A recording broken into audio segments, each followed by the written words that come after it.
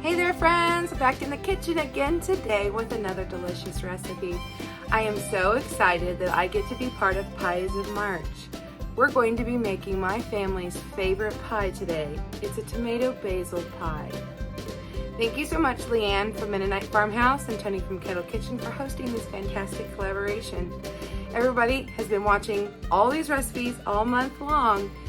On April 3rd, go to the Mennonite Farmhouse. She'll be hosting a live with all kinds of things to give away, including a $100 Amazon gift card. I'm gonna go get my apron on and we're gonna start baking a delicious pie. The ingredients that you're going to be needing today will be pie crust. No shame in my game. I'm using the store-bought stuff today and that's okay. But if you're feeling extra, go ahead and make yourself your own homemade pie crust. You'll need tomatoes. I chose a Roma tomato today because they're less juicy and I won't have to work as hard to get that extra moisture out. It's not the time of year to grow homemade basil, so we have that and some green onions too. You'll need some mayonnaise, mozzarella, and shredded cheddar cheese. First, we need to rinse off all our produce, so let's go over to the sink to do that. Today's recipe comes from Paula Dean. Don't worry, down below in the show notes, I'll go ahead and make sure that I post that link for you. It calls for 4 tomatoes, but I went ahead and grabbed 6 of the Roma since they're typically smaller. Our green onions, which it looks like we're gonna have to kind of pick through that. Basil. Let's just give this a quick rinse with some cold water.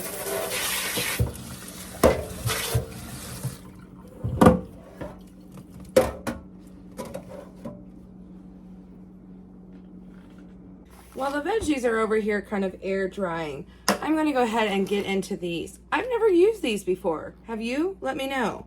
It says they're new, and they're definitely new to our area. So let's check this out. It's not a regular pie crust, it's mini. So let's see what we've got going on. Well, it looks like a regular pie crust. I think if you wanted, you could use it like a regular pie crust. But when you roll it out, check this out. Oh, so it's kind of pre-cut. I was trying to decide how I wanted to do this. It suggested using muffin tins. I also have these muffin top tins, but I don't know that I want to use that. Oops, almost forgot. We're gonna want to spray that.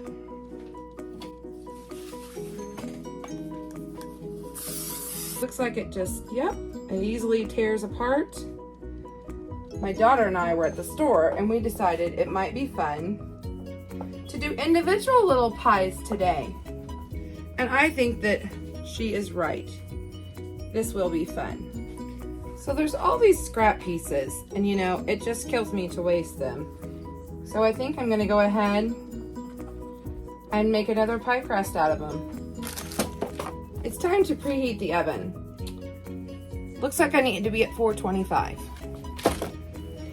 Okay, so with all those tidbits, I actually was able to make 4 extra little pie crusts. So I think with the extra tomatoes I bought, it'll work out just fine that we're going to be able to squeeze out 18 of these instead of 16. So now we're going to work on the filling. Cup of mayonnaise. Cup of cheddar. And like I said earlier, today is one of those days where you just let it be okay to use the convenient stuff. You don't have to make everything completely from scratch to still make it homemade. Cup of mozzarella.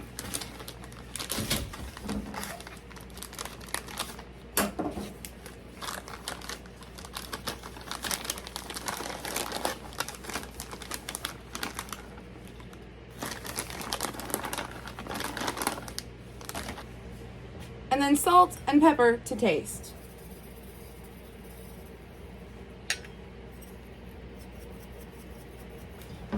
Just kind of mix that in. And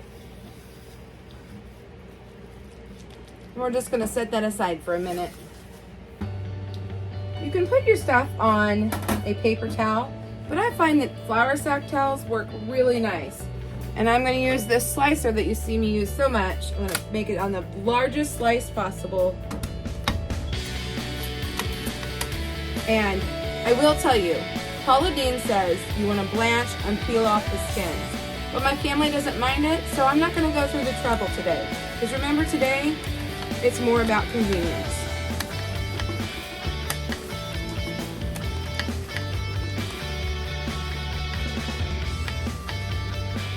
These tops will be great treats for my chickens. Are you a tomato skin on or tomato skin off fan? I'll admit, it does taste better if you take the skins off, but I find that the Romas don't typically have a super thick skin anyway. So it just depends on the tomato. There's our 4 tomatoes. I'm going to wait on the rest of these 2. Now I'm just going to start putting the slices, and they seem to kind of fit perfectly down in there. I think this will be pretty rather than cutting them up. Tomatoes are sliced, so now we'll work on the green onions. Make sure you pull off any of the bad bits. It's been a couple days since I was at the store, so they're kind of not looking as pretty as they were the day I bought them. But if you just peel back some of the leaves, there's still good onion to be had.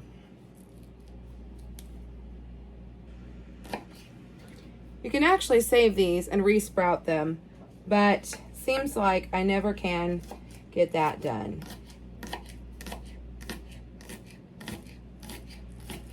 We'll just dice this up.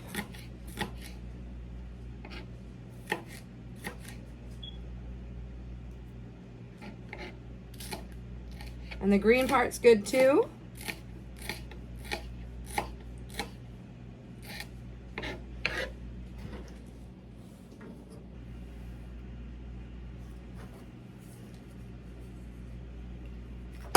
Kind of want to mix this up a little bit.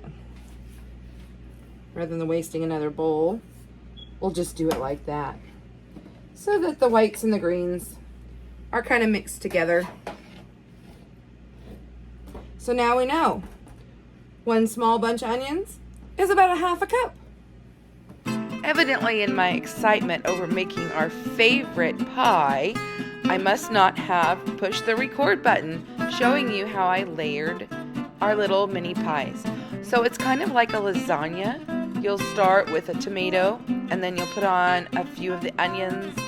You'll pinch off a little of the basil, and then you'll layer that for a second time before you add on that cheesy, delicious topping.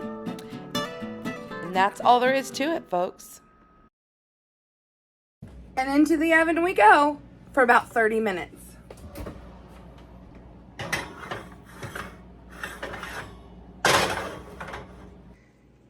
So, looks like our tomato basil pie bites are ready. I feel like I want to pop them out of here so that the crust doesn't get too burned. Oh, let's see if we can do this.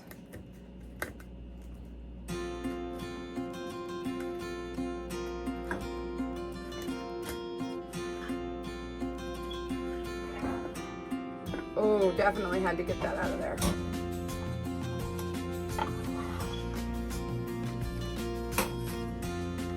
Here it is, folks. Mini tomato basil pie. You could serve this with fried eggs, maybe a chicken breast, steak, hamburger, whatever you want. We enjoy a nice big salad, but I'll tell you what, my favorite way is cold the next morning for breakfast.